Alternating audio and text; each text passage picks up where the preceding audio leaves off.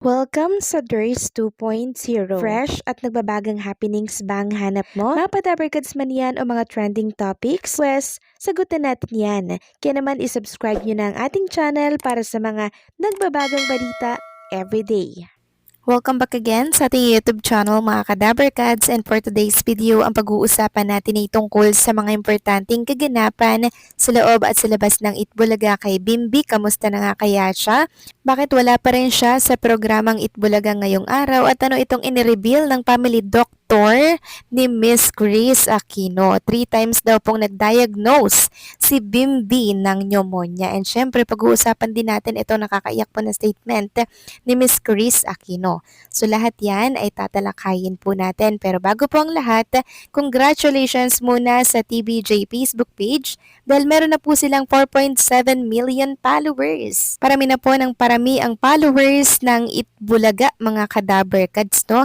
Lalo na po nang dumating si Bimby as Dabarkads. So kanina po mga Kadabarkads, during Sugod Bahay mga kapatid, kilig na kilig po si Raisa Madison. Ito po ay nag-ugat nang meron pong isang Dabarkads natin ang mapili doon, tapos yung payong po niya ay hango po sa tambalang maybe, and nakita nga natin mga Kadabarkads yung kilig ni Raisa Madison to the highest level po. So kahit wala si Bimby, talaga namang masaya pa rin si Raisa dahil yung presensya po ni Bimby andyan po sa Sugod Bahay mga kapatid. Samantalang pag-usapan naman natin ang tungkol dito kay Bimby. Ano nga ba talaga yung kalagayan nitong si Bimby mga Kadabarkads at bakit wala pa rin siya sa programang Itbulaga ngayong araw po ng Friday? So nakapahinga po si Bimby mga Kadabarkads and nagpapagaling po siya. Pero okay lang po siya mga Kadabarkads, wala po tayong dapat ipangamba or ipag-alala po sa kanyang kalagayan.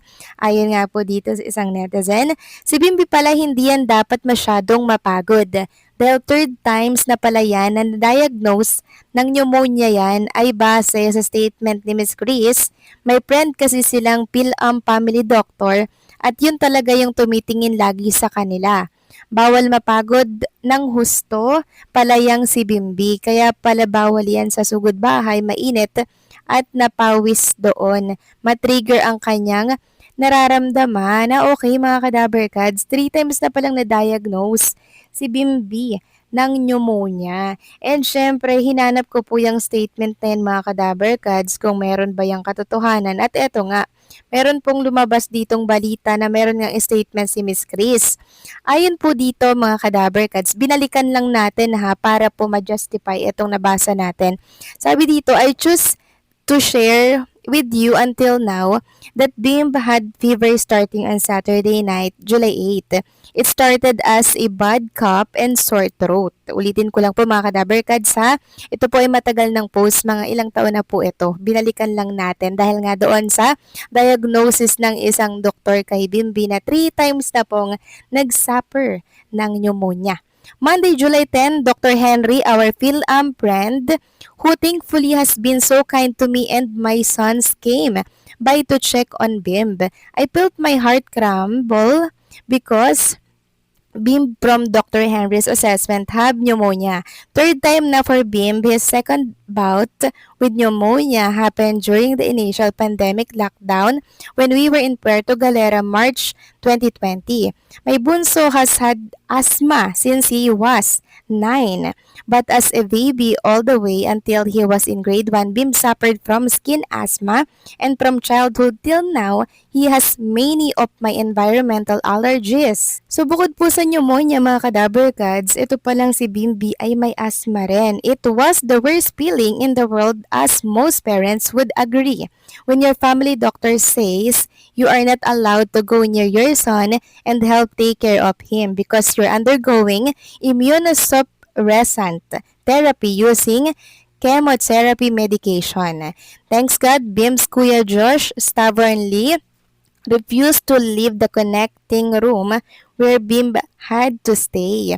He was Bim's constant companion, with even though my nurses keep telling Kuya to stop hugging Bim, tuloy pa rin siya. Thanks God, matibay Kuya's resistance. Hindi siya nahawa ng kahit ubo o sipon. Limuel is both a nurse and phlebotomist. His business is to do some service blood extraction.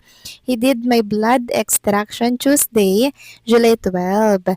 Bim finished his prescription Saturdays and he is 90% recovered. My lead doctor from UCLA, Dr. John Belferio, had my result Wednesday and he has the best, most positive outlook even when he's giving bad news.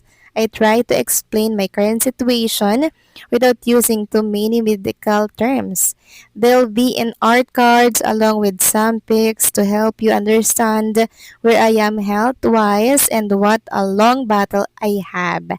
One thing is very clear to me, buhay ako ngayon dahil hindi kayo nagsasawang isama ako sa prayers ninyo even though most of you have never even met me in person. And that's why I owe you only the truth. So yan po yung statement ni Miss Chris Aquino taong 2023 ata to mga kadaver cards to.